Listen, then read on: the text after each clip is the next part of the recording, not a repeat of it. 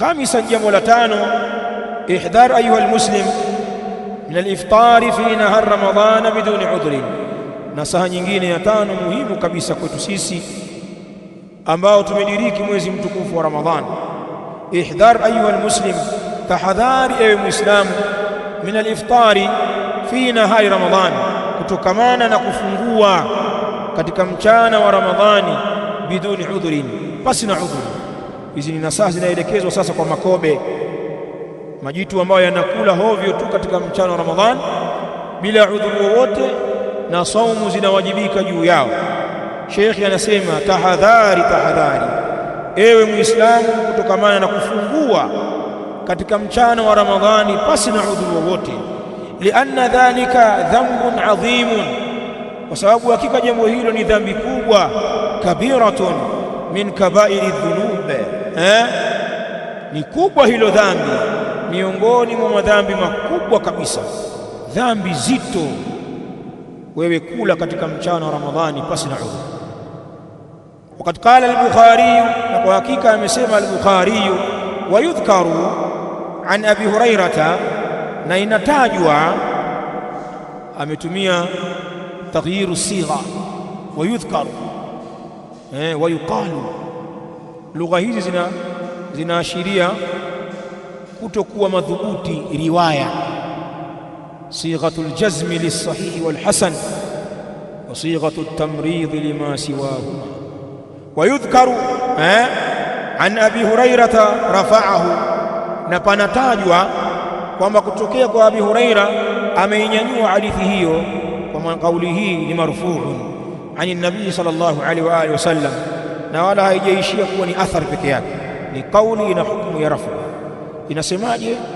Man aftara yawman min ramadhana, yoyote atakayefungulia siku moja tu katika Ramadhani, min ghairi udhri, pasina udhuru wowote, wala maradhin, wala pasina maradhi, hakuna ugonjwa, lam yaqdihi siyamu dahr, haitoilipa funga hiyo moja funga ya mwaka mzima.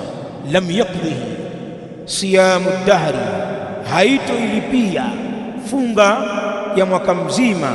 Wa insamahu, na hata kama ataufunga huo mwaka mzima haitokuwa na kile kiwango cha hiyo siku moja aliyoiacha katika Ramadhani kwa makusudi. Haiwezi kulipwa kwa siamu za mwaka mzima kwa kuwa umefanya kwa makusudi. Wabihi qala Ibn Mas'ud, na kwa kauli hii amesema Ibn Mas'ud, Abdullah ibn Mas'ud. Haikuwa ni kauli ya Abu Huraira peke yake, kadhalika ni kauli iliyonukuliwa an Abdullah ibn Mas'ud radhiyallahu ta'ala anhu kadhalika, bali wamesema wanawachuoni wengine. Waqala Sa'id ibn al-Musayyib, na amesema Sa'id ibn al-Musayyib والشعبي وابن جبير، سعيد بن جبير وابن جبير وهو سعيد كمان، وإبراهيم النخعي هباليبه، وإبراهيم النخعي، وقتادة ابن دعامة السدوسي، وحماد ابن زيد يقضي يوما مكانه، atalipiza siku moja mahala pake. Almuhimu, kuacha siku moja katika Ramadhani kwa makusudi ni dhambi zito.